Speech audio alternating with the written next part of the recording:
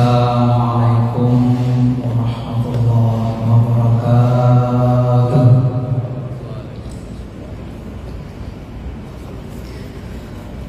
Alhamdulillahirabbil alamin wa bihi nasta'in ala umuri dunya waddin. Allahumma shalli ala habibina syafi'ina wa maulana Muhammadin wa ala alihi wa sahbihi ajma'in.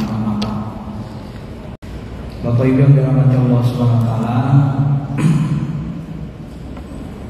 pada siang ini kita akan mengkaji materi tentang spiritual Islam ya. Saya lihat tadi kajian fikihnya sudah ada.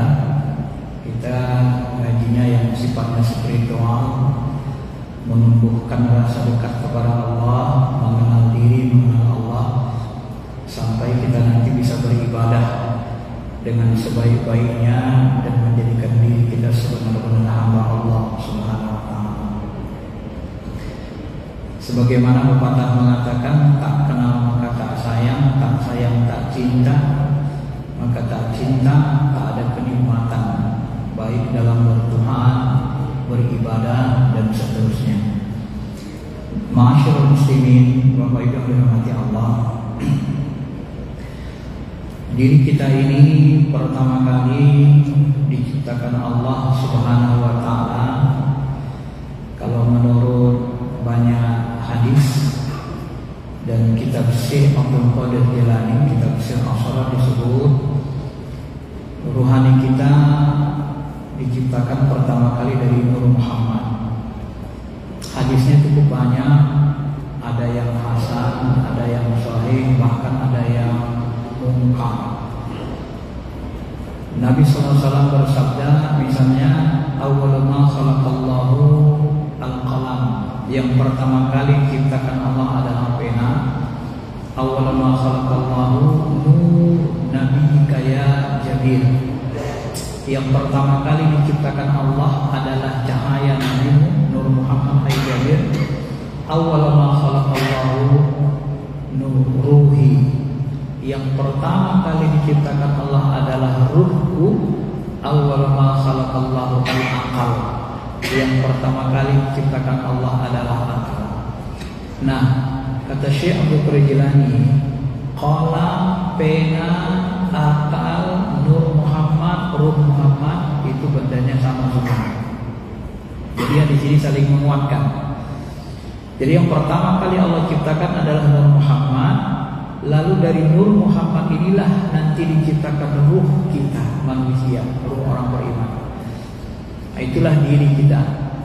Diciptakan ruh kita dari ruh manusia ini, nanti dipecah lagi diciptakan malaikat dari nur cahaya, dari cahaya orang beriman.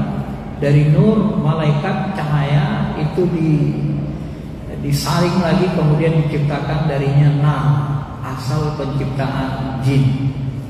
Bangsa jin itu tercipta dari nar, pecahan dari nur malaikat. Baru dari nar dipecah lagi menjadi asal penciptaan binatang, tumbuh-tumbuhan dan seterusnya. Ma'asyiral muslimin, Bapak Ibu yang dirahmati Allah Subhanahu wa taala.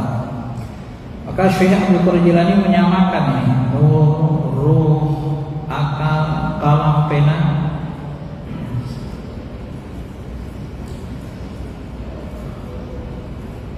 Ma'asyiral muslimin, Bapak Ibu yang dirahmati Allah Subhanahu wa taala.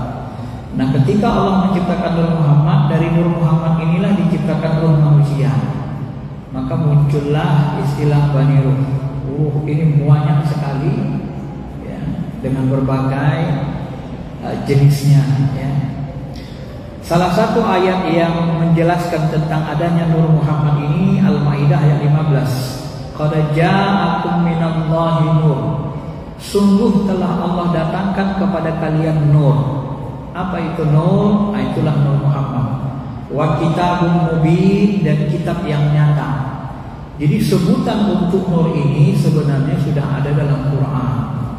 Walaupun sebagian ulama menolak istilah Nur Muhammad ini, yang menolak biasanya yang tidak mendalami ilmu hakikatnya, ya.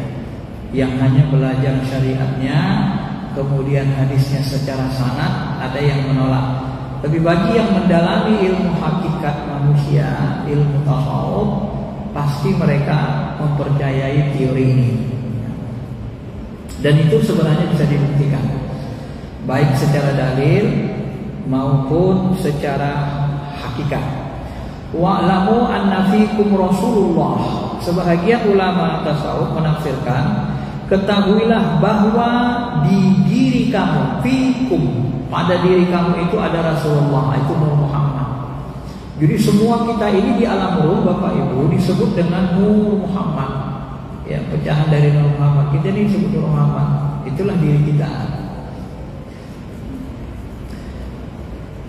Kemudian kata Syekh Abdul Jalani, karena ruh kita ini dia sangat terang, lebih terang dari cahaya matahari, maka untuk bisa dimasukkan atau disambungkan ke jasmani agar tidak hancur jasmani kita ini, maka ruh kita ini, kata beliau, dilapisilah, ya, dilapisi dengan lapisan jabarut.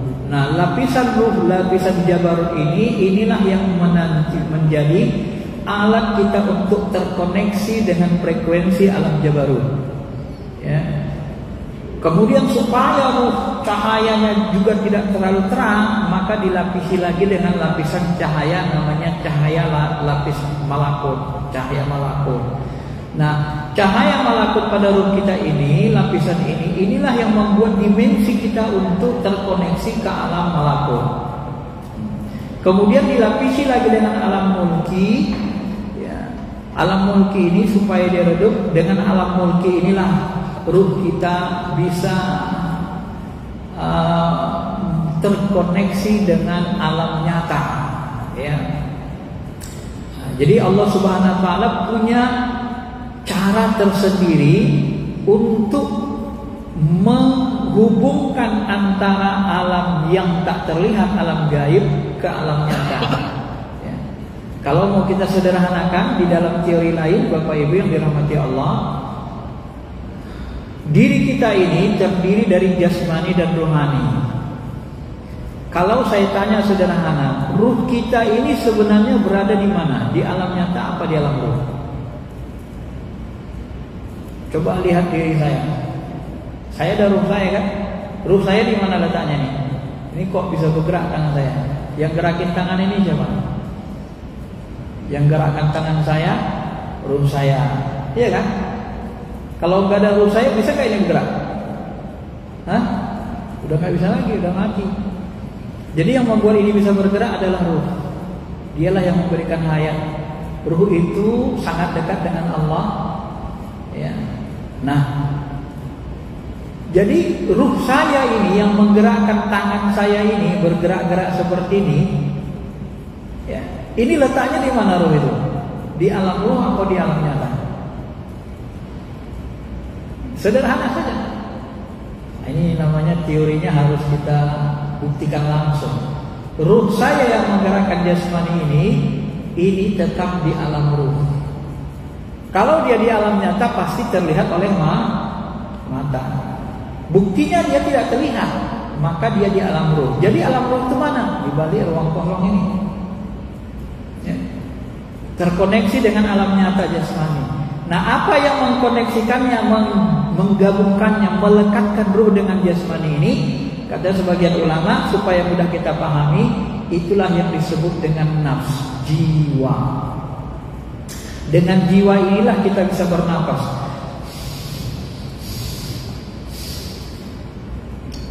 Bagaimana cara membuktikannya secara ilmiah? Cara membuktikannya secara ilmiah, coba tahan napasnya selama 1 jam atau setengah jam. Kira-kira apa yang terjadi? Maka ruh memisahkan diri dari jasmani. Yang terjadi adalah kematian. Kenapa? Karena nafs, alat penghubung ruh dengan jasmani, kita putus alat penghubungnya. Nah, itu kalau mau diilmiahkan. Jadi ruh kita itu ya tetap di alam ruh dia sebenarnya, cuman terkoneksi ke jasmani, tersambung. Penyambungnya apa? Jiwa. Nah, itulah kekuasaan Allah. Allah itu bisa menyambungkan alam ruhani ke alam nyata. Maka kalau kita baca ayat-ayat Quran misalnya Siti Maryam itu setiap hari didatangkan di bawah Jibril makanan dari surga. Bapak bisa bayangkan surga itu kan di alam gaib, ya kan? Kok makanannya bisa jadi nyata, ya kan? Nabi Isa pernah berdoa, Rabbana anzilil ma'idatan minas sama'i takunu lana 'idan li awwalina wa akhirina minka, dan seterusnya dalam surah Al-Maidah. Ya Allah, turunkanlah hidangan dari langit, maksudnya dari surga. Diturunkan Allah makanan surga ke bumi jadi nyata. Nah, itulah kekuasaan Allah Subhanahu wa taala. Ya. Jadi antara alam gaib dengan alam nyata ini ada ketersambungan, ada keterikatan.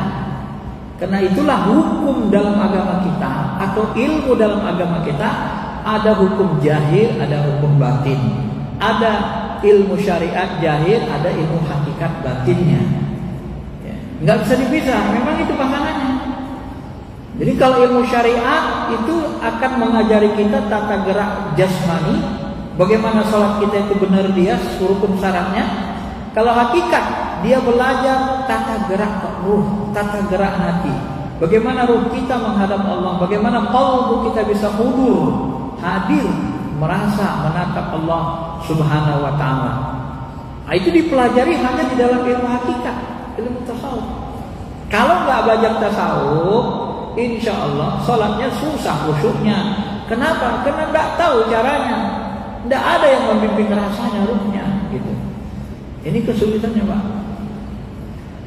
Nah, saya sesudah selesai S1, S2, S3-nya belajar syariah, agak terasa masih gersang kolbunya, karena disyariahkan banyak pakai dalil akal, dalil akal, dalil akal, dalil akal. Nah, kolbunya belum begitu bisa menikmati bertuhankan Allah. Maka saya mencoba mendalami ilmu tasawuf pelan-pelan, saya dalami terus sampai 10 tahun lebih, baru saya rasakan betapa nikmatnya ilmu rohani itu sebenarnya, yang sangat dibutuhkan oleh manusia untuk berhubungan, ya, untuk munajat kepada Allah, untuk menghadirkan keyakinan yang kuat, yang mantap kepada Allah Subhanahu wa taala. Nah, pengalaman-pengalaman itu kita hanya bisa kita peroleh apabila kita belajar dengan guru yang ahli di dalamnya. Bapak Ibu yang dirahmati Allah Subhanahu wa taala. Nah, kemudian beliau mengatakan, setelah itu maka nanti di dalam diri kita ini namanya kaji diri. Maka ruh kita ini ada 4 lapis. Ruh jismani yang paling luar, lapisan cahaya jismani, yang dia tempatnya mengalirnya, ruang edarnya di kulit-kulit kita ini. Maka kalau saya tanya, ruangan ini panas apa dingin? Panas apa dingin? Ya, terasa dingin kan? Yang membuat kita merasa dingin apa? Bisa merasa dingin, yang membuatnya adalah ruh jismani namanya. Jadi kalau kita mati, tetap kita tidak merasa dingin. Ya, orang mati itu dipotong lehernya, dipotong telinganya, nggak ada rasa. Tapi ketika ruhnya masih ada, dia bisa merasa. Ya. Ruh. Jadi ruh itulah yang menghidupkan. Ruh itulah yang membuat sel-sel darah kita ini hidup dia. Ya. Jadi seperti energi, ya. Seperti energi cahaya. Dialah yang membuat hidup jasmani kita ini, sehingga kita bisa merasakan dingin. Jadi kalau kita merasakan dingin, itu tandanya kita masih ada ruhnya, masih hidup, gitu kan? Nah, itu jismani. Kita ambil teh manis, terasa manis di ujung lidah, itu namanya ruh jismani. Tapi ketika kita merasa sedih, kalau rasa jasmani tadi itu di jasmani, dingin, asam, asin di ujung lidah. Tapi kalau sedih, itu namanya bukan ruh jismani. Di dalam ilmu tasawuf namanya ruh ruhani, sayyarani rawani. Letaknya di mana? Kalau jismani dia mengalir di pori-pori atau di aliran darah kita, di tubuh kita seluruhnya. Kalau ruh ruhani dia letaknya di dalam qalbu, tersambung ke dada. Maka kalau bapak sedih kali, nusuknya ke dada. Ya, nggak ada orang bilang, aku kayaknya sedih banget lidahku ya. Nggak ada. Ya, kamu sedih? Iya. Gimana ngerasain sedih? Pakai kolbu, hati. Teh itu manis nggak? Manis. Gimana buktikan manis? Pakai lidah. Bisa nggak dibedain rasa di lidah dengan rasa di hati? Bisa? Gampang. Kita memandang rasa itu gampang sekali bedakannya. Itulah membuktikan bedanya antara ruh jasmani dengan ruh ruhani. Bedanya kolbu dengan jasmani. Ya. Masuk lebih tinggal ya kolbu. Terus masuk lagi ke dalam, namanya ruh sultani. Ruh sultani ini kalau dalam Quran disebut dengan fuad, mata hati. Ya. Kalau dalam Quran setaranya dia dengan fuad. Kalau ruh jismani setaranya dengan sodar, dada. Ya. Ruh ruhani dia tempatnya di kolbu, di hati. Kemudian ruh sultani itu tempatnya di fuad, mata hati. Nah, mata hati itu salah satu rasa yang ada di mata hati dalam kitab Sirr Asrar ini disebut adalah rasa rindu. Rasa rindu.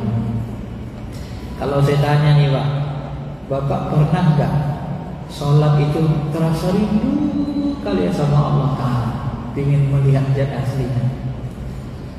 Pernah nggak muncul rasa itu? Ada yang pernah? Hah? Ini tanya kok dia aja nih, tidur dia.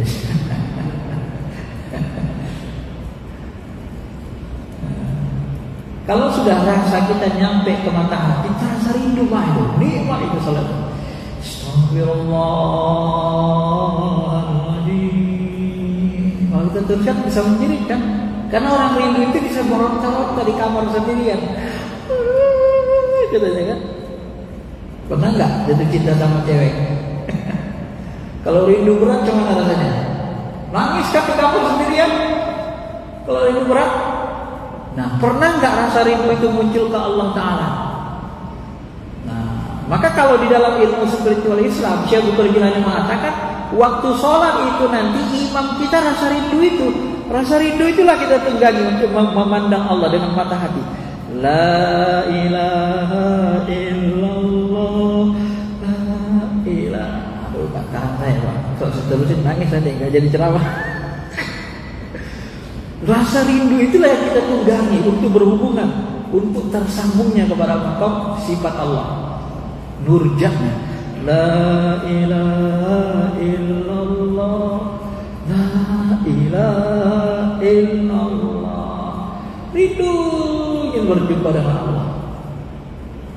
Maka wajar kalau Imam Syafi'i mengatakan, bertasawuflah engkau agar engkau merasakan manisnya takwa. Sebab kalau nggak bertasawuf, takwa itu, iman itu nggak mati. Kenapa nggak nyentuh mata kolbu, mata hati? Ya, rasa itu nggak nyentuh dia Pak. Ya. Kita berzikir, kita sholat. Kalau berimam itu rindu, itu rasa rindu itu imam kita. Bismillahirrahmanirrahim. Dengan nama-Mu ya Allah, Maha Pengasih lagi Maha Penyayang. Merinding kita, hati kita di dalam menggigil. Kadang taksyairuna juluduhum. Kalau bahasa Al-Quran kan, kadang kulit kita pun ikut merinding. Taksyairuna kata Allah. Kadang iza dzukirallah wajilat qulubuhum. Kadang kalbu kita itu yang gemetaran. Ya, gemetaran di dalam. Jadi kita rasa munajat, berzikir, sholat, menghadap Allah itu banyak kita rasakan. Kadang kulit kita gemetar, kadang kalbu kita gemetar, kadang kita menangis. Tara ayunahum tafidu minad dam'i mimma arafu min al-haq. Kamu lihat mata mereka meneteskan air mata karena mereka menyaksikan yang hak. Macam-macam kita rasa. Itu ciri kita ibadah menggunakan ruh qalbu. Ya? Menggunakan ruh qalbu. Itulah yang dikenal nanti dalam ilmu agama Islam kita dengan ihsan. Apa itu ihsan? Anta budallah ka'annaka tara. Engkau menyembah Allah seperti ana sungguh-sungguh benar-benar melihat Allah. Melihat dengan apa? Dengan mata hati, dengan Tuhan. Melihat dengan apa? Rasa rindu yang ada di mata hati itu. Itulah alat tunggangan kita untuk menyaksikan nur jannah. Ya. Kalau menyaksikan jannah di bumi ini nggak bisa, Pak. Sebab kalau dia tunjukkan ya nur jannahnya yang nur jannah yang aslinya aja, nanti kalau tunjukkan yang bukit hancur, bumi hancur, subhan. Kalau dia bukakan hijabnya, subhan. Jadi cahaya nur jannah itu akan menghancurkan seluruh makhluk yang bisa dijangkau pandangannya, dan tak ada yang tak dijangkau pandangannya. Maka di maqam jannah semuanya hancur. Maka bumi ini di dunia ini nggak bisa kita lihat jannah Allah. Kata Syekh Abdul ini nggak bisa. Kenapa nggak bisa? Karena alam dunia ini alam yang fana, sedangkan jannah Allah maha kekal. Kullu syai'in halik illa wajah. Kalau dia tunjukkan wajahnya, maka yang fana akan hancur secara keseluruhannya. Maka jangan pernah berpikir untuk menjangkau jannah dengan akal. Jangan pernah menggambarkan jannah itu begini. Jangan. Itu bukan mampu kita manusia, ya. Bapak Ibu yang dirahmati Allah Subhanahu wa taala. Kata Allah dalam Al-Qur'an, "Fa idza sawaituhu wa nafakhtu fihi min ruhi." Apabila aku telah menyempurnakan Adam, wa nafakhtu fihi min ruhi, aku tiupkan padanya dari ruhku. Kalau tafsir syariatnya ruhku ini disebut ruhku. Ruhku itu artinya untuk memuliakan. Kalau dalam ilmu syariat. Kalau dalam ilmu hakikat, ruhku itu, ruh kita ini ada bahagian dari sifat ketuhanannya. Maka kita ini punya sifat ketuhanan, kita ini punya sifat kebinatangan, kita ini punya sifat syaitaniah pada jiwa hawa nafsu, ya. Semua ada. Maka manusia ini dimasukkan makhluk yang paling kamil sempurna. Kenapa? Karena semua sifat-sifat berkumpul pada diri kita. Sifat ketuhanan ada. Kalau kita berzikir sampai kepada sifat ketuhanan itu, kita merasa seperti Tuhan, tapi rasanya saja. Itu namanya cita rasa, itu godaan. Maka jangan heran kalau ada orang begitu dia sudah sampai sana, kemudian dia merasa Tuhan, dia merasa lagi itu godaan.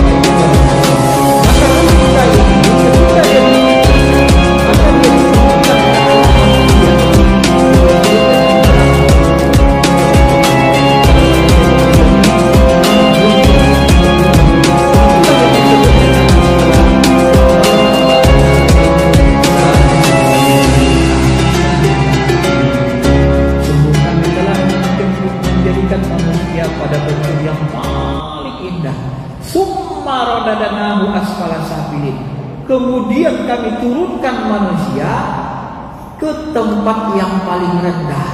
Tempat yang paling rendah itu adalah alam mulki, dunia, bumi. Maka disebut dunia.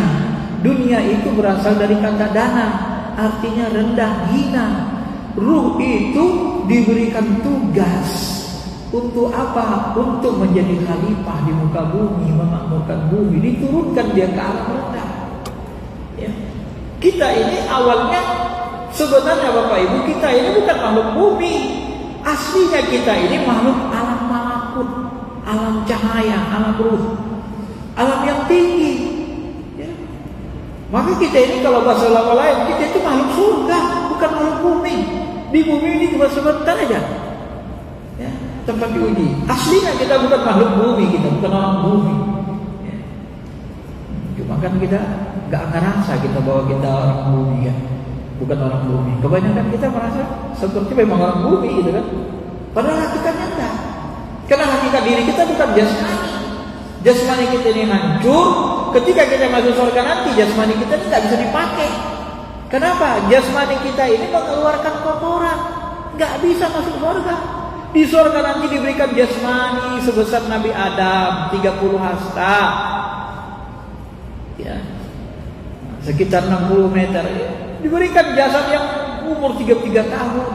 Jasadnya berasal dari tanah surga, bahan penciptaannya, bukan dari tanah bumi. Makanya jasad kita di surga beda dengan jasad ini. Jasad di surga itu diberi kenikmatan nanti makan anggur, apel, dia ngeluarin keringat aja. Kalau jasad ini dia ngeluarin kotoran, bau, beda. Ya. Maka kita bukan makhluk bumi sebenarnya. Cuma itu yang sering kita salah pahami. Karena kita nggak mau ngaji diri kita. Kita kira kita penduduk bumi, padahal sebenarnya bukan. Hakikatnya kita ini makhluk langit, ya, makhluk yang dimuliakan Allah. Dari alam cahaya tempat mulia diturunkan ke alam bumi, alam yang rendah. Maka dengan ruh inilah kita mampu berpikir, mendengar, punya kekuatan, punya kehidupan, bisa bicara, bisa mencium, merasa. Ruh inilah yang membuat kita bisa menghidupkan semua fungsi organ ini, sehingga kita berpikir melakukan segalanya. Nah, karena banyaknya organ tubuh yang dihidupkan ruh ini, akhirnya nanti lupalah dia kepada Allah. Lupalah dia asal penciptaannya, bahwa dia berasal dari alam laut, alam ketuhanan bersama Allah. Lupa dia setelah diturunkan alam mulki. Maka dari itulah sebelum dia diturunkan diminta persaksian. Wa idh akhadha rabbuka min bani Adam min zuhurihim dzurriyyatahum wa ashhadahum ala anfusihim alastu bi rabbikum qalu bala syahidna. Inilah kalau bahasa di dunianya inilah surat izin menjalani hidup. Kalau kita tidak mengatakan bala syahidna, maka kita tidak akan dihidupkan di bumi. Tapi karena kita sebut di alam ruh, ya alastu bi rabbikum, kata Allah, apakah aku Tuhanmu, Rabbmu? Syahidna, ruh kita menjawab, kami bersaksi Allah. Maka ketika kita menyebut bersaksi, kami bersaksi Allah, maka kita itu kepada Allah adalah bersyahadat. Asyhadu alla ilaha illallah. Jadi yang menyaksikan Allah itu, yang bersyahadat kepada Allah itu ruh. Maka kita disuruh menyaksikan sebenarnya, menyaksikan bersyahadat kepada Allah. Lalu apa tugas kita ke bumi ini? Nah, karena kita lupa kepada Allah setelah turun ke bumi, maka diutuslah Rasul Allah, Nabi Muhammad, Nabi terakhir. Rasul Allah itu ruhaninya terus menerus berada bersama Allah, jasmaninya di bumi tapi ruhaninya bersama Allah terus. Dialah yang ditugaskan Allah untuk apa? Qul hadhihi sabili ad'u ilallah. Katakanlah inilah jalanku, jalan Nabi Muhammad. Apa jalan Nabi Muhammad? Ad'u ilallah, mengajak kembali kepada Allah. Dulu kita berasal dari alam lahut bersama Allah, diturunkan ke alam mulki, lupa darata, maka diutuslah Rasul untuk mengajak kita kembali ke Allah, ke alam lahut. Inna lillahi wa inna ilaihi raji'un. Maka kita diajak untuk kembali mengenali Allah Ta'ala. Bagaimana supaya bisa kita kembali kepada Allah? Ala basiratin, harus di atas basirah. Apa itu basirah? Basirah itu kata beliau adalah terbukanya mata hati, fuad, bagi para wali yang diperoleh lewat ilmu laduni. Jadi mengajak manusia kembali kepada Allah, tidak bisa kita ajak manusia kembali kepada Allah kecuali kita buka lagi mata hatinya, kita sadarkan dia kembali. Nah, inilah tugas Nabi Muhammad, mengajak manusia kembali kepada Allah dengan cara apa? buka lagi mata hatinya, dibantu dibuka mata hatinya. Karena dengan mata hati itulah kita menyaksikan Allah. Kalau mata kepala gak bisa menyaksikan Allah. Mata kepala ini difungsikan Allah untuk menyaksikan yang kelihatan, tapi mata hati itu untuk menyaksikan yang tidak kelihatan. Itu yang saya sebut tadi, dimensinya beda. Wah, karena mata hati itu dimensi ketiga, dia tersambung ke alam jabarut. Yang ini ke alam lahut, wilayah ketuhanan. Kalau jismani, mata jismani dia tersambung ke alam nyata, dimensinya. Dia harus dibantu pakai mata hati. Nah, bagaimana supaya kita sadar akan diri kita, kembali kepada Allah dengan bersih, dengan apa? Harus dibukakan mata hatinya dengan basirah ainur ruh, mata ruh, mata hati. Karena itulah kita harus menghidupkan kembali inti ruh kita. Bagaimana caranya? Syekh Abdul Qadir Jilani mengatakan, ambillah talqin. Talqin itu apa? Baiat dengan ulama yang sudah kenal Allah. Itulah para nabi, sahabat, para wali dari kalangan sahabat, tabi'in, tabi'in terus sampai sekarang. Maka seluruh sahabat itu langsung Nabi SAW yang membayarnya. Asyhadu an la ilaha illallah. Aku bersaksi, aku menyaksikan, aku bersaksi tidak ada Tuhan kecuali Allah. Nah, kalau kita bisa mengambil talqin ini dari ulama yang rasikhun, ulama yang ahli basirah, yang mata hatinya sudah hidup, yang intirunya selalu bersama Allah, ingat Allah, susah sekali lupa dari mengingat Allah. Dalam Quran disebut mereka dengan istilah ulul albab, alladzina yadhkurunallaha qiyaman wa qu'udan wa 'ala junubihim. Maka baiat itulah nanti yang menjadi apa namanya? Menjadi talqin, menjadi bibit unggul masuk ke kalbu kita. Bibit unggul kita dapat. Kalimat tauhid yang murni kita dapat. Kalimat tauhid dari orang yang kenal Allah kita peroleh. Inilah nanti yang disebut Syekh Abdul Qadir Jilani dengan zaituna, seperti buah zaitun yang bercahaya, yang kalau kita berzikir dia akan semakin hidup kalbu kita, semakin berpancar cahaya kalbu kita. La ilaha illallah, la ilaha illallah. Nikmatlah kita mengucapkan kalimat tauhid itu. Nah, ada teman saya beberapa bulan lalu, dia nanya ke saya, Pak Wirid Yasin Ustaz, aku kok dengar orang zikir la ilaha illallah sekarang kok enak ya? Dulu biasa aja, nggak enak, biasa aja katanya. Nah, itulah pengaruh talqin. Dia sudah banyak. Jadi sudah mulai enak rasanya dengar la ilaha illallah itu. Kenapa? Hidup sudah ada bibit unggulnya, kalbunya, bibit keimanannya. Tinggal menghidupkan saja. La ilaha illallah, la ilaha illallah. Kita saksikan Allah itu. Kita katakan gitu. La ilaha illallah, la ilaha illallah.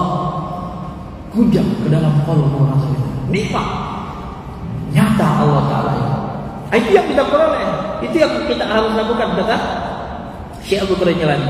Maka disitulah pentingnya kita sebenarnya punya guru pembimbing rohani. Itulah yang disebut dalam dunia spiritual namanya mursyid. Disitulah pentingnya. Dialah nanti yang membimbing kita, mengarahkan hati rasa kita ke Allah. Dan yang kalau ini harus praktek. Wah, ini harus dipraktekkan baru tahu kita rasanya. Kalau nggak dipraktekkan, nggak tahu kita rasanya. Karena ilmu rasa ini ilmu praktek. Kenapa ilmu rasa, ilmu praktek?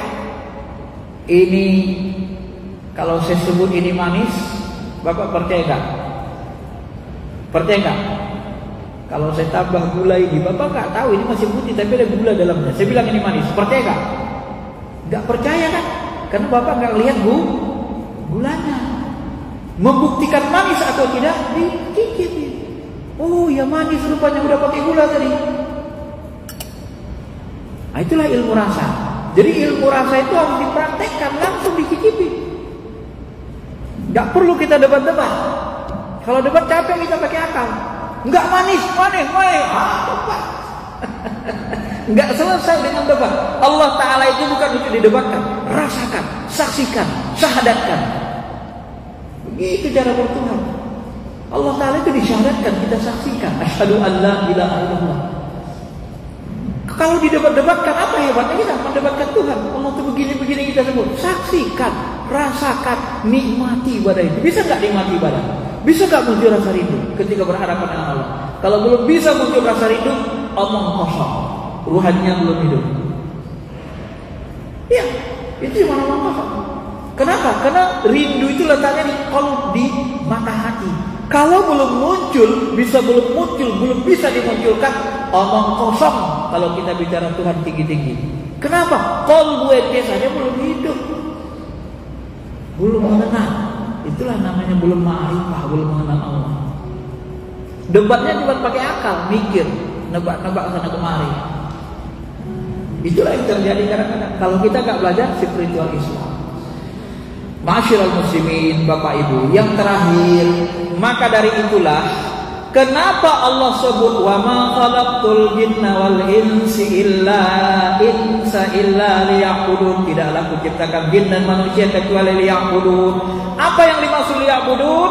Liya'budun, kata Syekh Abdul Qadir Jilani, kata Ibnu Abbas dalam sebuah tafsirnya, liya'budun adalah liya'rifun, mengenali Allah. Berdasarkan diskusi, aku adalah kanzul makhfiyun yang tersembunyi, aku adalah zat yang tersembunyi, aku pingin diriku dikenal, maka aku ciptakanlah makhluk.